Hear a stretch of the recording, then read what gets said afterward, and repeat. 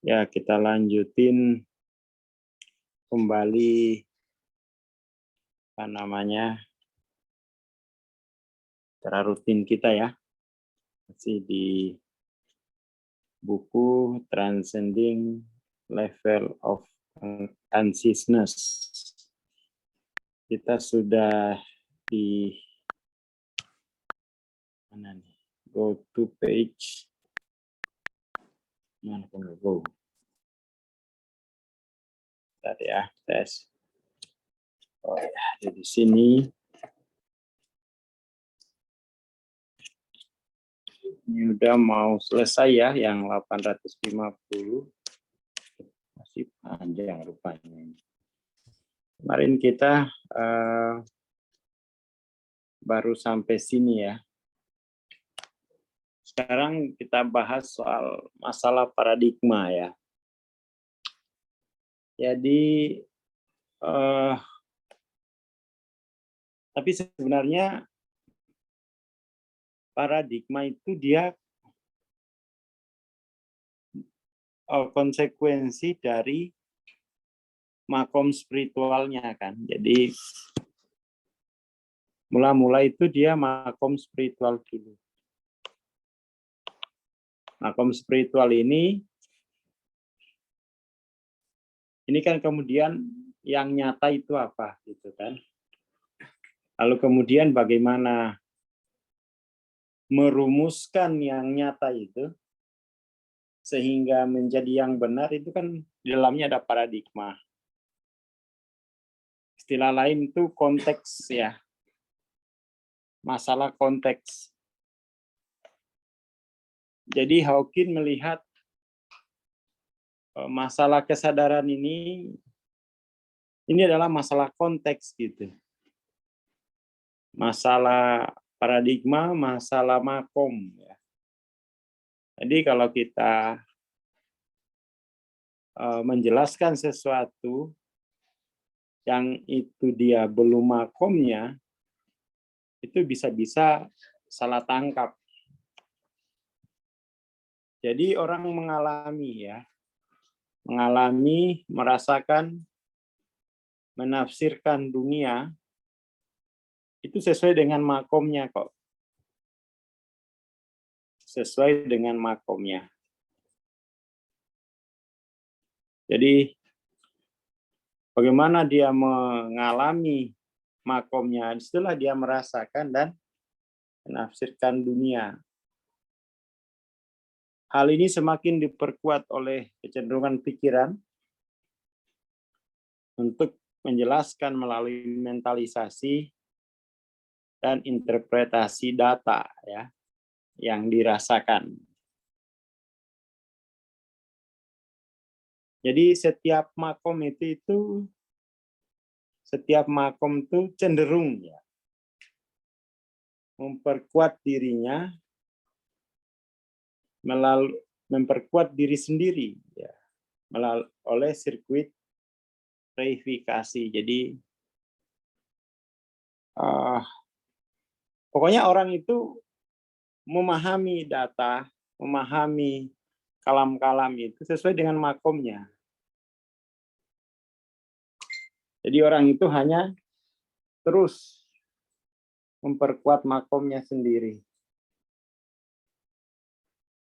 Itu yang paling penting. Makanya kemudian tuh di dalam pembelajaran spiritual itu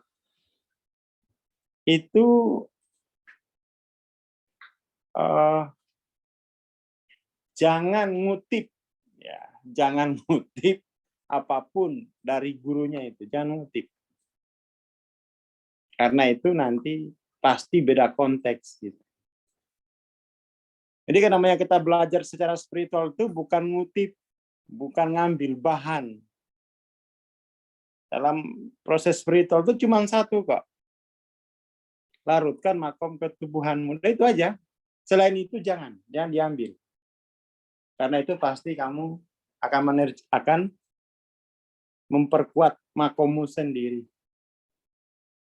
Ya kan? Ini kan repotnya ya. Jadi itu dulu yang apa? Jadi jangan mengutip apapun, jangan mendalilkan apapun, karena bukan itu tujuannya belajar spiritual. Hanya satu, larut tawajukan terus. Tawajukan terus. Jangan ngambil perspektif hukum, jangan. Bukan itu tujuannya gitu. Bukan itu. Makanya saya dulu waktu belajar sama Mbak itu enggak ada kitabnya. Enggak ada kitabnya, enggak ada apa-apanya, pokoknya nggak ngerti dalil. Enggak, memang bukan itu kok. Kamu kan ditawajuhkan sampai makom ketubuhan itu larut dan bermakom ketuhanan. Itu aja. Setelah bermakom ketuhanan itu, bermakom keilahian itu, seluruh kata-katamu itu hidup. Bahkan nguapmu itu membawa getaran ketuhanan gitu ya. Itu bedanya ini ya, bedanya belajar. Jadi sebenarnya secara spiritual tuh orang tidak belajar apapun, hanya terus mentawajuhkan dirinya. Tidak ada yang dipelajari. Ya seperti itu aja gitu. Seperti itu. Jadi percuma itu mengumpulkan kata-kata, mengumpulkan data, karena nanti data itu pasti kamu terjemahkan dari makommu, bukan dari makom gurunya. Makanya makommu itu dilarutkan aja. Setelah itu kemudian kamu bisa paham sendiri apa bagaimana menyampaikan makommu gitu. Ini yang tidak biasa gitu kan. Budaya semacam ini kan enggak ada di kelas-kelas pengembangan diri kan, enggak ada. Ya seperti itu. Enggak ada gitu. Enggak ada kebiasaan berguru. Yang adanya itu kebiasaan ngumpulin data buat presentasi gitu. Gitu. Nah, jadi kalau data itu kita kumpulkan, kita olah, ya itu hanya memperkuat paradigmamu sendiri gitu. Jadi itu yang oleh Hawking itu digambarkan sebagai kesetiaan paradigma, kesetiaan pada paradigma awalmu gitu. Kamu hanya memperkuat paradigmamu melalui kata-kata guru kan gitu. Seperti itu. Oke. Jadi paradigma itu mewakili kenyataan pada makommu gitu. Mungkin itu ya. Jadi paradigma itu mewakili kenyataan pada makommu. Ini catatan saya ini banyak. Saya tulis juga ya, saya ngumpul-ngumpulin juga tuh.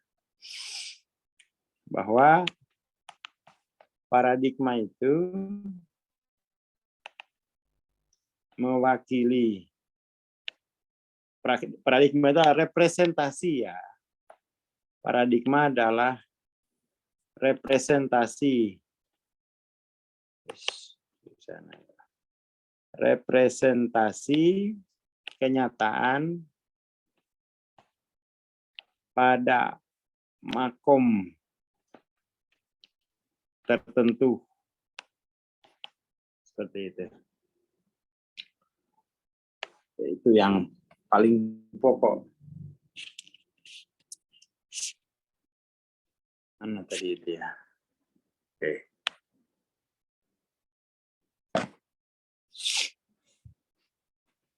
Karena pikiran berdasarkan struktur bawaannya, ini dia, jadi Hawking itu tidak bosan-bosannya ya, gebukin pikiran. Karena menurut Hawking, ya bukan menurut gini ya, memang nature-nya, karena nature ketubuhan itu memang sumber kekuatannya itu adalah asumsi, asumsi sebab akibat gitu. Jadi asumsi tentang istilahnya itu apa kalau dalam ilmuwan itu ada istilah dalam filsafat tentang sebab akibat tuh. Namanya apa ya? Antecedent konsekuen, itu istilah lain sebab akibat. Dalam filsafat itu ada istilah lainnya itu adalah antecedent konsekuen. Jadi antecedent itu fakta yang kemudian itu disusul oleh akibat tertentu gitu. Itu antecedent konsekuen. Makanya kemudian tuh kalau ada akibat tertentu diperiksa itu antecedent, dikumpulin TKP itu, nanti itu akan dicocokin apakah antecedent ini berpotensi menghasilkan konsekuen yang seperti ini. Itu cara berpikirnya kan begitu. Ya kan? Soalnya itu kadang-kadang ya pikiran kita itu kan bisa semena-mena menarik kesimpulan. Makanya diukur antecedent konsekuennya. Itulah yang diukur oleh polisi. Ya kan? Masa kok kejatuhan kardus buku yang beratnya 50 gram kok langsung pecah kepala. Itu kan konsekuennya ada, antecedennya tidak mungkin. Kecuali kejatuhan kardus buku yang 3 ton baru gitu. Ya kan? Seperti itu. Jadi Hawking itu terus menguliti sifat pikiran ya. Jadi pikiran itu dia tidak mampu membedakan persepsi dari esensi. Jadi pikiran itu kan dia pengamat itu untuk bisa mengamati objek dia harus mengambil jarak. Dia harus mengambil jarak dulu dengan objek. Dia harus keluar dari objek itu. Dia berjarak. Itu satu. Itu asal-usul know about. Karena dia berjarak. Dia berjarak dulu dengan objek. Setelah dia berjarak, kemudian tuh, nah pikiran itu perlu menggunakan konsep dia. Dia kemudian tuh memakai kacamata untuk melihat objek itu. Bayangin kalau kacamatanya biru, maka objeknya warna biru semua. Situ kan. Jadi untuk bisa jadi pengamat tuh mesti subjek harus berjarak dengan objek. Lalu subjek itu menggunakan kacamata tertentu. Menggunakan kacamata tertentu untuk melihat objek itu. Tidak hanya itu, subjek juga harus menggunakan bahasa tertentu untuk melaporkan hasil pengamatannya. Seperti itu. Nah, dan bahasa itu sendiri itu punya kekuatan untuk mengubah makna sesungguhnya. Bahasa itu dia punya konsep, kan kata-kata itu kan sudah ada konsep tertentu kan nggak ada kata-kata itu masih murni, kan sudah ada muatan makna kan, sudah ada muatannya gitu. Nah di situ persepsi, jadi kita nggak dapat esensi, malah dapat persepsi dari satu persepsi yang dihasilkan dari jarak subjek dengan objek itu satu, ya kan. Kemudian persepsi yang dihasilkan oleh lens teori yang dipakai itu udah dua tuh. Ketiga, persepsi yang ditimbulkan oleh bahasa itu sendiri ketika melaporkan, gitu. Ya kan? Misalnya orang membaca WHO, ya kalau WHO, kalau WHO kan sama aja, kan bisa juga. Ya kan, orang-orang yang bekerja dikatakan di bidang kesehatan ini WHO gitu. Ya kan. Jadi dia tidak paham esensi. Esensi itu kan apa? To know ya. Nggak bisa. Itu kelemahan pikiran gitu. Jadi banyak hal lah yang jadi esensi itu tidak bisa terrepresentasi oleh pikiran karena faktor-faktor tadi. Satu, keberjarakan antara subjek dan objek. Kemudian tuh peralatan yang dipakai subjek untuk mengamati itu dan peralatan yang dipakai subjek untuk melaporkan itu kan. Kan udah banyak gitu. Seperti itu.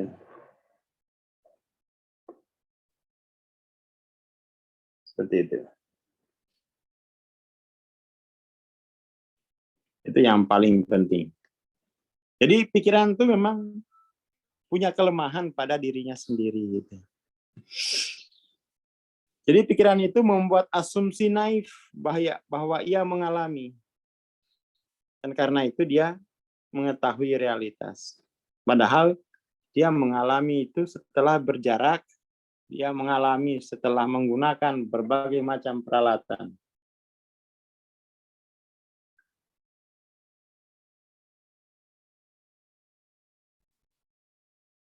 Jadi pengetahuan pengamat itu adalah hanya sebuah sudut pandang, kan begitu istilahnya kan.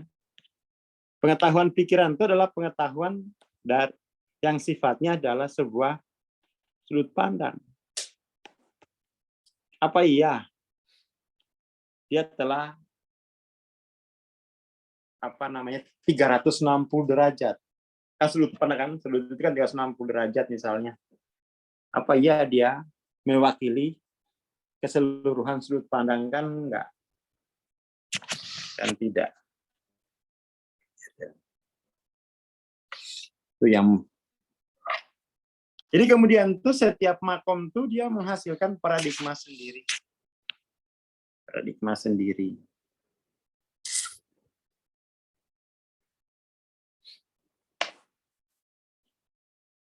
Dan kadang-kadang itu dari posisi pengamat itu juga punya kecenderungan narsis bahwa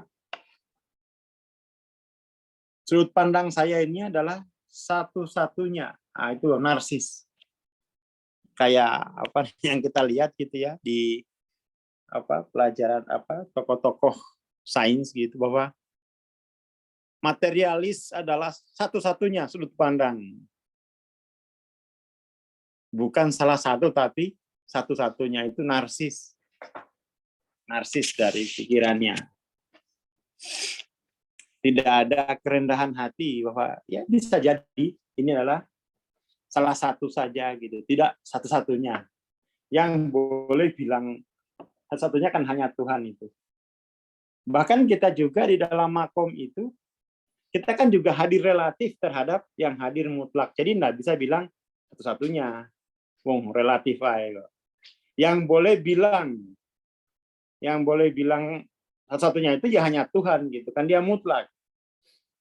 Selama Tuhan nggak bilang begitu ya nggak usah dibilang satu-satunya gitu. Tapi meskipun dari S besar itu ya harus posisinya salah satu, karena kita tahu S besar kita ini kan statusnya relatif terhadap yang hadir mutlak, bukan yang mutlak itu sendiri. Jadi mesti ada kerendahan hati semacam itu. Nggak bisa ngomong satu-satunya, tapi salah satunya begini. Makanya kayak yang kita lihat gitu ya, yang kita lihat katakan tuh di kuliah-kuliahnya Pak Riu Hasan gitu ya, itu kan ada tendensi bahwa ya sains itu satu-satunya. Ya silakan aja berpikir begitu kan. Toh biologi kan tidak pernah ngomong begitu. Yang ngomong begitu kan you-nya kan, bukan biologinya kan. Fisika kan nggak pernah ngomong satunya. Kenyataan itu adalah dari fisika itu sendiri. Enggak, fisika nggak pernah ngomong gitu. Yang ngomong itu orangnya gitu kan. Yang ngomong itu you-nya gitu, yang menyimpulkan begitu. Bukan biologinya. Kimia nggak pernah ngomong begitu. Yang ngomong begitu adalah you-nya setelah mengamati fakta-fakta kimia. Kimia sendiri nggak pernah ngomong gitu. Realitas kimia nggak pernah mengucapkan dirinya seperti itu. Pengamatnya yang mengucapkan seperti itu. Tapi kemudian tuh pengamat itu seolah-olah atas nama kimia, ya toh? Dia mengatasnamakan kimia untuk mengatakan seperti itu. Itu mau bohongin siapa? Gitu. Mau bohongin siapa gitu ya? Mau bohongin siapa gitu? Mau meyakinkan siapa gitu? Yang mau diyakinkan kayak begitu itu ya kalau yang nggak pernah punya literasi yang baik gitu. Jadi iya bagus ya benar ya. Iya guys. Bocah kurang literasi gitu. Seperti itu. Jadi namanya kita ini makhluk meskipun itu es besar gitu. Itu mesti kerendahan hati bahwa ini adalah salah satu, bukan satu-satunya. Jadi nggak usah ngotot gitu. Itu nanti kelihatan desonya gitu. Kelihatan desonya. Kecuali itu Tuhan sendiri yang mengatakan itu. Tapi kadang-kadang juga dipersoalkan. Ya, Tuhan kan menggunakan bahasa itu. Tapi betul, apa kamu pernah tanya, Han, apa benar seperti ini yang kamu maksud? Kan enggak, kamu kan mesti hanya menafsirkan bahasa itu dari kosakatamu sendiri. Tidak benar-benar kamu bisa berbicara dengan Tuhan, kan enggak. Itu juga tafsir juga. Itu repot lagi. Kan enggak, kan kamu enggak bercakap-cakap dengan Tuhan itu. Jangan-jangan itu adalah hanya jumlah kosakatamu yang terbatas, kamu paksakan di situ. Tidak mewakili keseluruhan. Nah, misalnya kan begitu kan. Jadi tidak bisa juga kita bilang satu-satunya itu kan. Ya, pokoknya dari sisi kita itu adalah salah satunya. Terserah seperti itu. Itu kerendahan hati gitu ya. Tidak boleh memanipulasi dari salah satu menjadi satu-satunya. Itu kan berarti yang lain hanya kamu yang punya otoritatif untuk mengatakan begitu kan. Gede rumongso kata orang Jawa itu. Gede rumongso. Ya itu apa pride gitu ya. Sewenang-wenangan, sembrono. Kena ilusi narsis. Kalau di ini mungkin mesianis narsistik megalomania kan gitu ya penyakitnya gitu ya. Si paling maha suci, si paling otoritatif. Yaitu bisul loh. Nah, egonya itu bisul kan gitu. Seperti itu.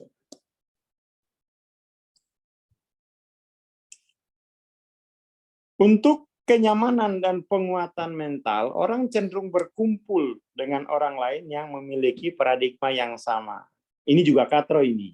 Ya, akhirnya karena hanya ngumpul sama-sama mereka, lalu kemudian tuh kerasukan megalomania, lalu bikin grup, akhirnya itu ngomong satu-satunya karena hanya berkumpul sama yang sama kan, akhirnya ngomong salah satunya ini, itu deso banget. Makanya gaul dengan yang berbeda juga, gaul. Jadi ya harus gaul. Kalau ngumpul dengan satu paradigma itu akhirnya nanti kegoda setan kan, ayo ngomong satu-satunya, padahal salah satunya, apalagi sudah semalam aku mimpi, ya mungkin kupingmu yang kurang jernih, salah satu kok kamu simpulkan satu-satunya gitu ya, satu-satunya gitu, ya gitu itu. Jadi orang memang perlu itu ya terus membaca Dan kalau bisa itu diskusi dengan yang beda, yang berbeda paradigma. Biar itu kelihatan aluminium foilnya kan, kontrasnya gitu. Seperti itu. Paradigma juga disinggung sebagai dimensi. Jadi Hawking ini ya dia ngomongin paradigma, tapi sebenarnya paradigma tadi itu kan dari Makom ya. Kita udah bahwa paradigma adalah representasi kenyataan pada makom tertentu gitu. Itu paradigma. Jadi kalau belum makomnya ya angel. Jadi makom, paradigma, dimensi, konteks sama aja itu. Medan keseluruhan medan itu keseluruhan medan gitu. Keseluruhan medan itu sama. Makanya ini nih biar kemudian tuh apa? Ego narsistiknya itu tipis, banyakin baca buku dia. Karena di situ tuh kita banyak kosakata baru, ya kan? Banyak sudut pandang baru. Kalau nggak baca buku itu pasti nanti itu kuat nanti ego narsistiknya. Karena itu enggak mau digesek pakai apa gitu. Jadi apa namanya sarafnya itu enggak apa ya kaku, nggak elastis. Dia harus di challenge dengan berbagai macam buku gitu. Biar itu kemudian dia punya saraf yang support dengan makom spiritual yang relatif terhadap yang hadir mutlak gitu. Ya benar, kalau Kiai yang ngumpul sama artis gitu. Bang Sunardi. Ya maksudnya sama artisnya Bang Roma gitu ya. Seperti itu.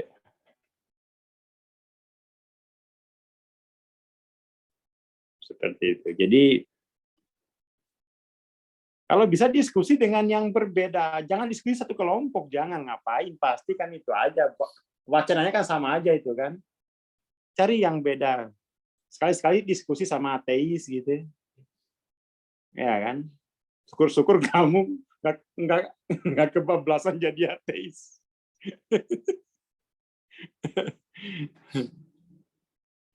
Jadi kemudian itu makom, paradigma, konteks, medan keseluruhan itu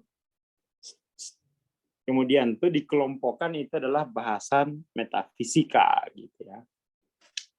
Bahasan metafisika.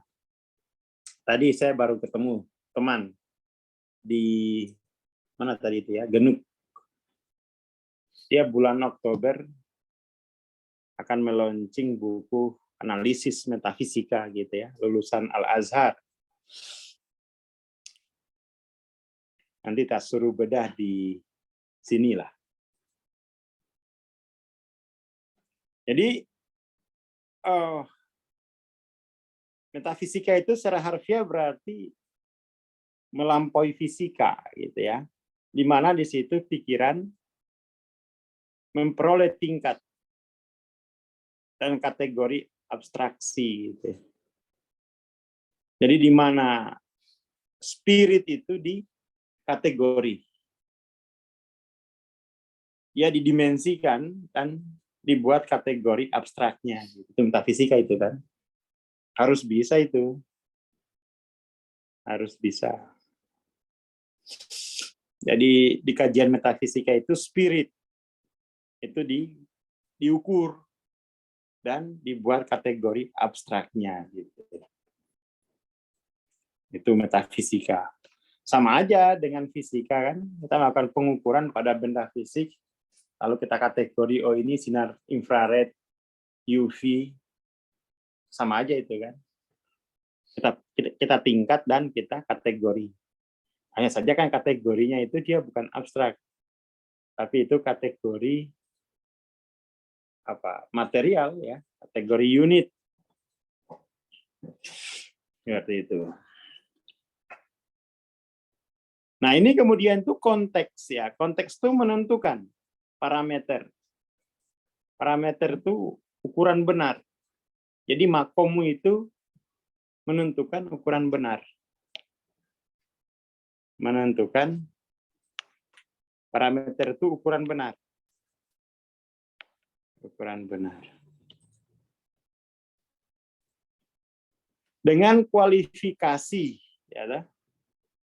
Jadi makommu itu menentukan ukuran benar dengan kualifikasi.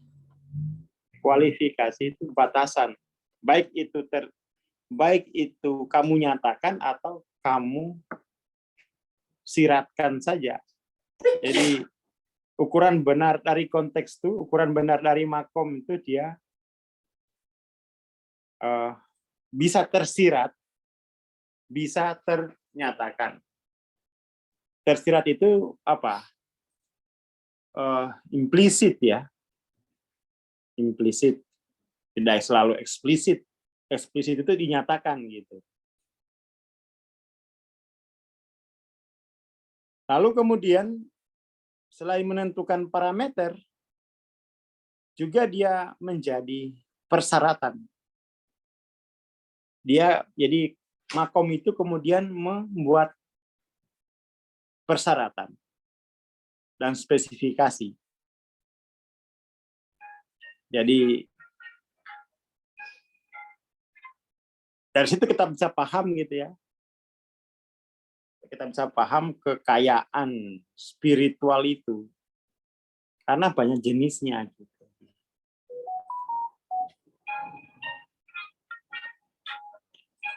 Jadi kemudian setelah menjadi ukuran benar,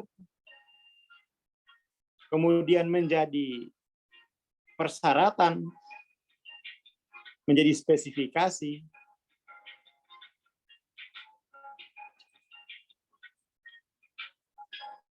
setelah menjadi persyaratan, spesifikasi, lalu kemudian itu dia akan menjadi sensor untuk mengidentifikasi tingkat abstraksi yang itu kemudian tuh akan mengarahkan, menentukan makna. Ya, seperti itu. Mengubah makna sesuai dengan ukuran benar tadi, sesuai dengan signifikansi atau nilai. Jadi makom itu membentuk kenyataan gitu. Makom itu menjadi ukuran benar. Makom itu menjadi ukuran penting. Signifikansi ini kan atau penilaian nilai ini kan penting, ini kan soal penting ya. Seberapa penting. Makanya kemudian tuh beda makom tuh beda apa yang menjadi penting bagi hidupnya. Ya kan? Mumpung di depan ini banyak anak-anak. Jadi kalau kamu makommu itu hanya ritual aja, pasti nggak penting membaca itu. Karena kamu ukuran benarmu itu ya mau ritual kok. Kamu nggak paham metafisika gitu. Paling ya kamu paham metafisika ke dukun, mana ada metafisika kok dukun itu kan supranatural. Di kita itu metafisika itu sosok pakai istilah metafisika tapi maksudnya itu dukun gitu. Metafisika itu kan cabang filsafat yang melakukan yang mengukur dan mengkategori spirit gitu. Bukan kok ini pasti metafisika. Oh, kok sih maksud metafisika itu? Maksudnya dukun. Walah, itu supernatural gitu, supranatural gitu ya. Bukan metafisika. Saya banyak teman-teman tuh. Lagi ngomong metafisika ngerti artinya metafisika nggak sih? Sosokan keren tapi maksudnya dukun. Metafisika itu cabang filsafat yang melakukan pengukuran dan kategori abstraksi terhadap spirit. Bukan kok fenomena panci masuk perut gitu ya, itu santet gitu.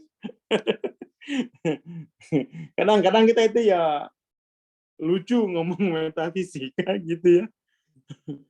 Ya itu kalau metafisika mungkin kayak gitu itu namanya apa? Ada istilahnya lah, bukan metafisika. Apa istilahnya itu ya? Yang apa? Memunculkan kayak Merade 5 itu bukan metafisika itu. Ada istilahnya sendiri di kajian itu, tapi itu bukan metafisika, namanya ada di UI ada sendiri ahlinya itu. Bukan kodam, apa kodamisme. Okultis ya, okultis, okul gitu ya. Okul aja kok ngomong metafisika gitu ya. Metafisika kalau dipahami sebagai yang sakti itu okul namanya, kajian okultisme gitu, bukan metafisika. Kadang-kadang okul aja kok ngomong metafisika, tak tunggu-tunggu mana kategori abstraksinya. Walah ngomong testimoni aja. Itu okul dia. Ya, kajian okultis. Lalu kemudian paradigma juga sejajar dengan harapan juga niat. Jadi paradigma itu menjadi ukuran representasi kenyataan. Coba kita urut ya, biar kemudian tuh rapi lah. Paradigma ini kan dia berarti representasi kenyataan. Kemudian menjadi ukuran benar. Kemudian menjadi nilai menjadi signifikansi atau yang penting gitu. Menjadi signifikansi, menentukan ini kan signifikansi. Kemudian juga itu dia mengarahkan ya. Dia mengarahkan niat. Dia yang mengarahkan niat. Mengarahkan niat. Jadi itu fungsi paradigma. Jadi niat itulah kemudian tuh mendorongmu untuk memasuki kemungkinan ya. Kemungkinan tertentu. Jadi kalau misalnya kamu paradigma materialis. Yaitu seluruh proses penyembuhan penyakitmu ya hal-hal yang berbau materi. Mulai dari air, obat, makanan, apalagi pijat, ya kemungkinan yang ada hanya itu gitu. Itu paradigma kan. Kamu nggak akan punya niat untuk transendensi, nggak mungkin. Paradigmanya material. Punya niat transendensi itu omong kosong. Karena nggak ada kemungkinan transendensi itu di dalam paradigma dia. Makanya kadang-kadang itu ya kita marahin. Bang, boleh nggak ditransendensikan teman saya? Ngawur aja. Temanmu itu paradigma yang nggak jelas kok kamu arahin ke sini. Ini namanya kamu yang sakit gitu. Sembarangan gitu. Wong dia nggak ada niat ke sini kok kamu arahin. Apa yang menentukan niat? Makomnya. Makomnya dia nggak suka membaca. Ya kan? Seperti itu. Perewangan. Jadi kemudian tuh kalau sudah kena paradigma positivistik, tidak akan mungkin ada. Jadi kemungkinan spirit itu tidak ada, tidak mungkin. Omong kosong itu. Kata Dr. Rio Hasan ngedabrus itu. Ya itu namanya paradigma. Itu kalau ngomong ke orang yang nggak mengerti ilmu, wah keren. Tapi kalau kita yang mengerti ini, ya itu apa namanya ya arogan gitu ya, arogan. Paradigma. Jadi kita ulangi, paradigma itu adalah representasi kenyataan. Setelah kenyataan itu bisa diketahui, lalu dari situ kita turunkan menjadi apa yang benar, apa yang tidak benar. Dari mana taunya? Oh, dari kenyataan. Dari kenyataan itu menjadi diketahui mana yang benar, mana yang tidak. Setelah tahu yang benar, nanti tahu yang signifikan. Setelah jadi tahu signifikans, itu juga menjadi salah satu pintu kemungkinan. Jadi paradigmamu itu menjadi pintu kemungkinan gitu. Jadi kalau orang itu paradigma materialis itu nggak usah kamu arahin, ayo wirid, nggak usah, nggak ada kemungkinan itu dalam pikirannya. Kecuali kamu bujuk, ayo wirid, di sana ada sate kambingnya habis wirid. Itu datangnya wirid itu bukan untuk wirid, tapi kemungkinan sate kambingnya yang dia incar gitu. Jadi jangan sembarangan ngajar orang. Ayo wirid jalan-jalan, nggak usah. Oh itu nggak mungkin kok, impossible gitu kan. Wong hal datang itu kamu nyiksa orang. Wong di dalam paradigmanya itu dia impossible loh. Kamu ajak nyoba dulu, apa sih yang mau dicoba? Nggak ada. Kan gitu. Jadi kalau mau lihat orang yang berparadigma itu ya seperti Pak Dr. Yu Hasan gitu. Nggak mungkin ada itu. Oh gitu. Itu orang yang kokoh paradigmanya. Bagus. Nggak mungkin itu katanya. Iya. Karena paradigma itu menentukan berapa kemungkinan yang kamu miliki. Apa saja yang mungkin. Nah, itu paradigma tuh yang ukur gitu. Mengarahkan niat ini untuk menentukan jumlah kemungkinan. Jumlah kemungkinan. Jumlah yang mungkin itu berapa? Seperti itu. Makanya kalau orang udah sakit itu, nggak usah didorong-dorong, biarin dia menjalani kemungkinan dalam paradigmanya gitu. Seperti itu. Nggak usah. Kitanya yang jadinya latah gitu ya. Jadi latah. Itu kalau didengar orang Arab, Lata, Uzza, itu kan dikira nama-nama berhala. Bukan, Lata itu apa ya? Lata itu semacam istilah, kalau Lata itu apa ya? Kalau istilahnya di kesadaran itu, kalau Lata itu berarti dia apa ya? Apa Lata? Kalau di bahasa lainnya Lata itu apa? Jangan Uzza gitu. Itu nama-nama berhala di Arab ya. Zaman dulu gitu. Ada istilah yang lebih bagus, yaitu ini ya ikut-ikutan, berulang-ulang.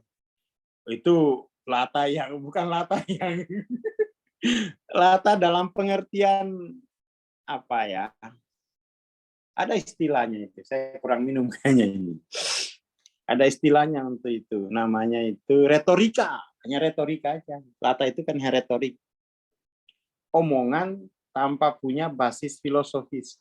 Omongan yang tidak punya basis paradigma, itu Lata. Ya. Retorika. Retoris, itu Lata. Jadi tidak punya basis paradigma, tapi nyebut gitu. Nyebut. Itu Lata. Ya. Lata itu retoris. Hanya retorika. Kalau bahasa orang timur itu kembang mulut toh. Kembang mulut. Kembang mulut. Ya, kalau bahasa apa ini? Bogornya asbun. Asal bunyi. Gitu. Karena dia nggak punya paradigma. Kenapa nggak punya paradigma? Nggak sadar makom. Seperti itu. Jadi itu paradigma ya. Jadi paradigma itu menentukan rentang pengalaman atau penemuan yang mungkin. Ya, tuh. Jadi dia adalah paradigma itu menentukan jumlah yang mungkin, menentukan medan kemungkinan. Ya, tuh. Paradigma itu menentukan medan kemungkinan. Sama aja dengan teman-teman saya dulu ketika saya punya showroom itu, kamu jual narkoba ya, bilang gundulmu, paradigmamu itu narkoba aja, ya kan? Masa kata 6 Jakarta udah punya showroom ya? Ya ini retorik aja ini, retorik. Jadi rentang pengalaman, medan kemungkinan, yang itu merupakan faktor yang tidak disadari oleh orang awam gitu. Orang awam itu kan nggak punya paradigma gitu. Makanya untuk menguatkan paradigma itu orang harus membaca kuat. Membaca kuat. Jadi gitu. Jadi paradigma itu bukan makanan orang awam. Dia nggak ngerti, wong yang kuliah aja itu. Yang kuliah S3 lah baru ngerti paradigma. Tapi kalau yang kuliah S3 baru ngerti paradigma, belum ngerti makom spiritual, belum ngerti lagi dia. Ya kan? Yang sudah 800 baru ngerti makom. Kalau di bawah itu nggak ngerti dia apa itu makom, itu dikira kuburan. Dikira kuburan gitu. Ini narkoba, narik kolore bapak. Apa sih Mas Imam? Ya retorik itu bahasa kampus ya. Kalau bahasa warungnya bacot. itu bahasa warungnya retorik itu bacot gitu ya. Iya iya iya. Anak Bekasi biasanya gitu ya. SpongeBob ya. SpongeBob gitu. Bacot. Ya itu retorik gitu. Ini masih yang apa sih narkoba gitu ya, narik kolornya bapak. Ini testimoni apa gimana Mas Imam?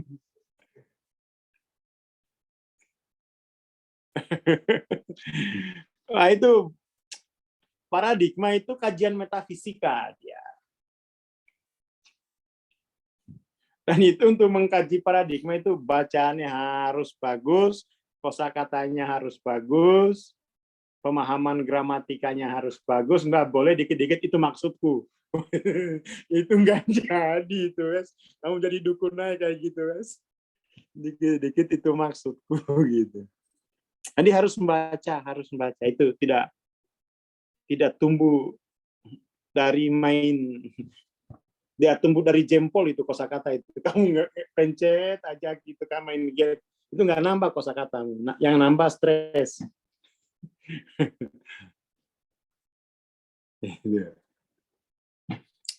Jadi itu sulit ngomongin paradigma di Indonesia itu apa sih Bang? Para layang atau gimana? Gitu. Karena nggak biasa. Apalagi ngomongin makom jauh, jauh. Nanti ntar dibilang kuburan gitu. Itu makam, bukan makom. Gitu. Oke ya, jadi itu dulu ya. Ini masalah paradigma itu cuma di sini nih di dimensi 8, 9 itu persoalan paradigma itu clear lah. Di dimensi 9 itu seluruh paradigma ayo coba bawa ke sini gitu. Oh ini sini, ini sini, ini sini. Ini sini, ini sini. Nggak ada masalah apapun lagi dia. Karena apa? Dimensi 8, 9 itu sudah punya inilah. Dia sudah punya makom di langit kayak gitu. Jadi, kalau kita lihat di model yang saya buat gitu. Ini kan mulai level yang baru, mulai level berapa itu? Kita lihat ya. Mulai level berapa? Mulai level 6 lah. Itu udah punya makom di langit. Tapi belum kuat. Baru sembuh dari deilahianisasinya gitu. Baru sembuh. Kalau dimensi 5, dimensi 6 itu kamu baru sembuh dari dehumanisasi. Di makom ketuhanan itu masih banyak. Ini hanya beberapa yang saya ukur. Kajian metafisika, metafisika tauhid. Diukur kayak gini. Set gitu diukur, baru di kategori abstraksi gitu loh. Ini udah praktek metafisika ini. Yang saya buat ini kan, ini kalau di filsafat itu dimasukkan sebagai filsafat, ini aliran metafisika. Metafisikanya ini metafisika kehadiran gitu. Atau bisa kita pakai kategorinya Dr. Faiz itu metafisika iluminasi, metafisika tanwir gitu. Sama aja itu, sama aja. Tanwir itu ya metafisika kehadiran gitu, bisa kita bikin. Makanya tadi ketemu teman yang kuliah di Al-Azhar itu, kamu nulis buku metafisika apa toh? Ini lihat gitu. Nanti tak panggil ke kantor lah. Tapi harus udah kosakatanya jangan sampai kebalik-balik ya, fragmentasi, kamu bilang fermentasi. Isin itu yang ngajar.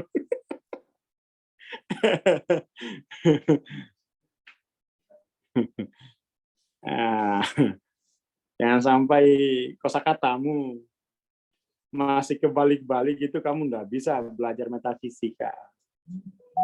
Baca komik dulu, guys. Gitu.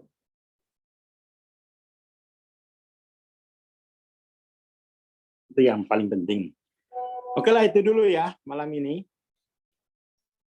Jadi ya terutama ini untuk bocah muflihun. Yes, kalau kamu bacaanmu hanya Okezone, Tribun, online, nggak usah ngomong paradigma. Nggak kuat saraf-sarafmu gitu, nggak kuat. Itu kamu cukup isi TTS aja udah, biar nggak cepat pikun gitu. Isi TTS, biar nggak cepat pikun. Karena nggak mungkin cukup gitu loh ngomongin paradigma itu dengan bacaan yang kamu baca dari berita portal-portal berita itu kan bukan untuk belajar itu kan hanya untuk pasang iklan dia itu. Berita itu kan biar orang pasang iklan aja kan.